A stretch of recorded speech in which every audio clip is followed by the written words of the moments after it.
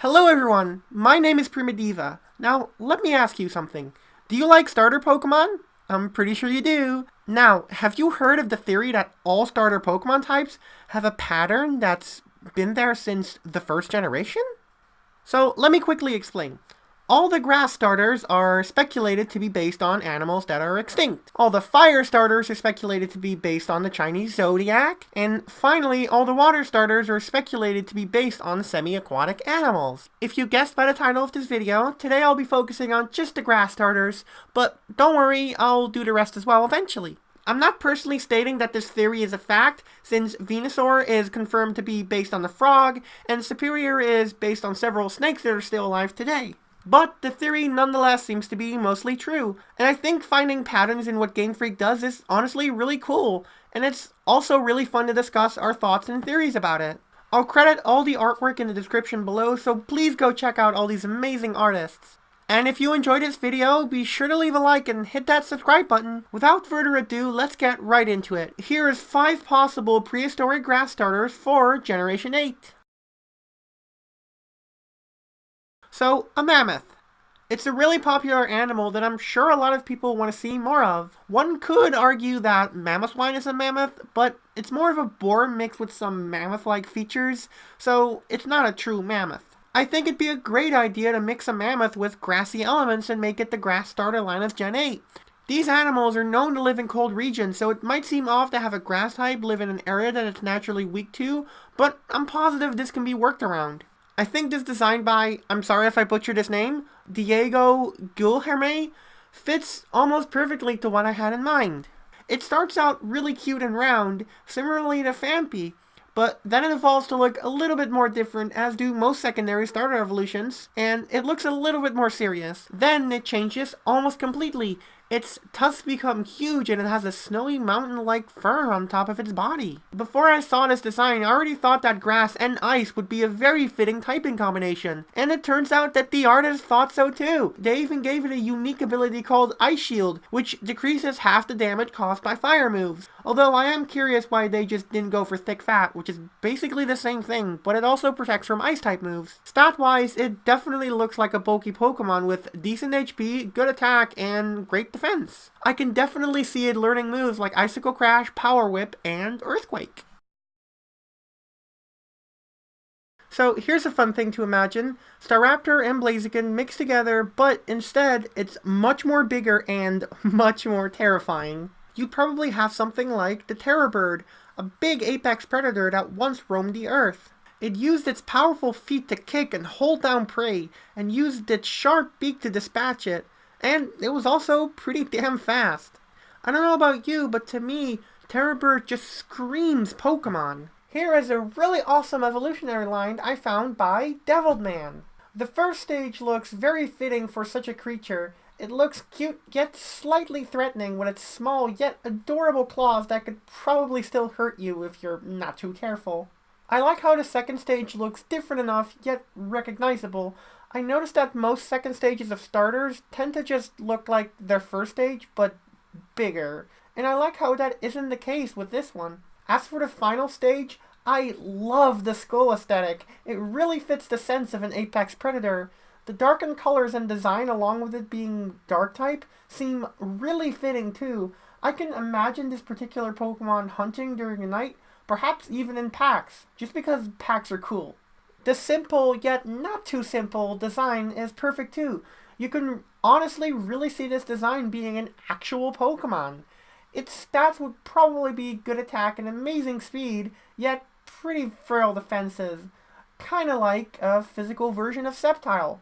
And I can honestly see it having Speed Boost as its hidden ability. I mean, with legs like that, it's bound to be pretty fast.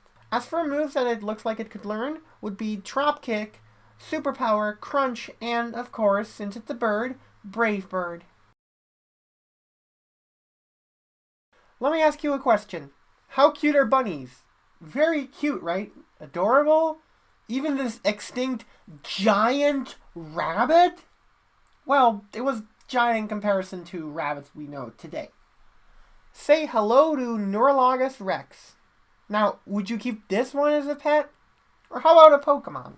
I've always loved rabbits, and I think more rabbit Pokemon would be really awesome, and I'm actually surprised that we haven't had a grass-type rabbit yet. Unfortunately, though, because big ol' Rex over here isn't that popular, like, at all, I'm sure you've never even heard of it until now. I was able to find exactly 0 fan art depicting it as a Pokemon. So, what's the second best thing that we can do? Well, just a huge rabbit will do. I mean, after all, that's basically what it was. Anyway, I found this really awesome evolutionary line by Shimimi. Its first stage is really cute. It's like a little ball you just want to hold and cuddle with. Its second stage looks alright. I don't have much of an opinion on it. It looks how it should. It's a good transition for the third one. Now the third one, I really love the third one. It also mostly resembles the Rex as well, with its small head and large body. I absolutely love the flower on its tail blooming completely. I think having flowers or plants grow more as a grass Pokemon evolves is always so fitting to the type. And by looking at it, you can already tell it's grass and fairy typing, and that's great Pokemon design. There's also a Mega design, which I can't seem to understand why it's swimming, but I won't really be looking at it as much. As for stats, it's hard to say, but I would have to go with great HP, good special defense, and decent special attack. Luckily, the artist also included its ability, which is Misty Surge. And finally, moves I can see it learning are Aromatherapy, Sleep Powder, Moonlight, Moonblast, and Giga Drain. So, when you think of sloths, you think of tree-dwelling small animals, right? Well, what about a grounded sloth that was up to 20 feet tall? This beast was called Megatherium, and Mega sure is correct. It also make a mega good idea for a Pokemon design. Is that enough megas for ya? I had a hard time searching for any design based on this marvelous beast. Most were just normal sloths. However, I did find something. Seriously, more people need to draw more uncommon extinct animals. There are so many cool ones. This is a design I found by Pedro Ambrosio. I really like the first stage a lot. It looks cute and very energetic, simple and cute, just like any starter should be. The second stage is really good, honestly. Again, it looks like a good transition and not just a bigger version of the first stage. Now, the final stage is just awesome. I absolutely love how it vaguely resembles a Christmas tree. It kind of reminds me of the Snover line, if that makes any sense. Coming back to Megatherium, I can definitely tell that this line has some inspiration from it. It almost seems to de-evolve, starting out as the common sloth that we know of today, into the knuckle-walking huge beast that roamed millions of years ago. It may not have been in the artist's mind while drawing this, but it's quite obvious to me. Unfortunately, there's no typings and abilities stated at all, but I can imagine this line being pure grass until it turns grass ground with its final stage. Regarding its stats, it looks like it'll have high attack, high defense, and decent HP. A fitting ability, in my opinion, would definitely be Tough Claws. I mean, those claws are freaking huge. Moves it should learn range from Wood Hammer, Earthquake, Leech Seed, and finally, Stone Edge.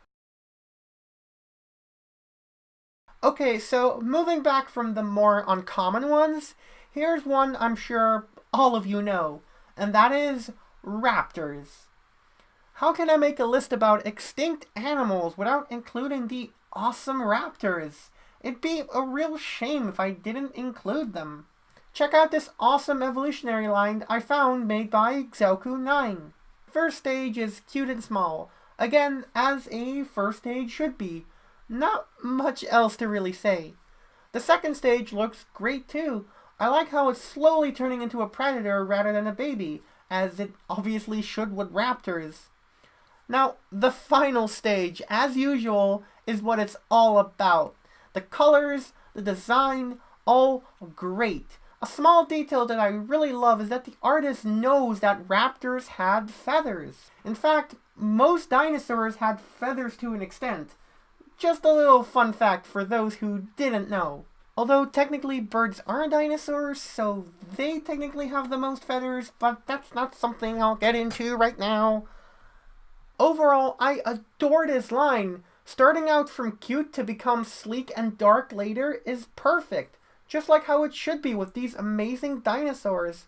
The grass and dragon type also fits to a T. I mean, when you think of a raptor Pokemon, I'm sure the first thing that comes to your mind is dragon type. Raptors were fast predators, so it should make sense that they would have great speed and good attack. They also use their claws to impale their prey, so Tough Claws is a perfect fit.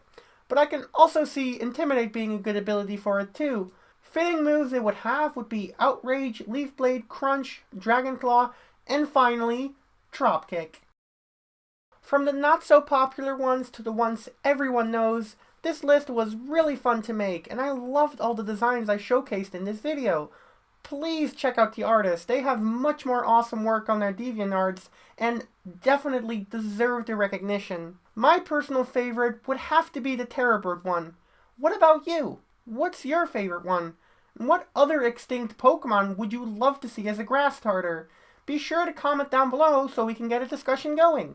With that being said, my name is Primadiva, and I hope y'all have a good morning, day, or night, and take care.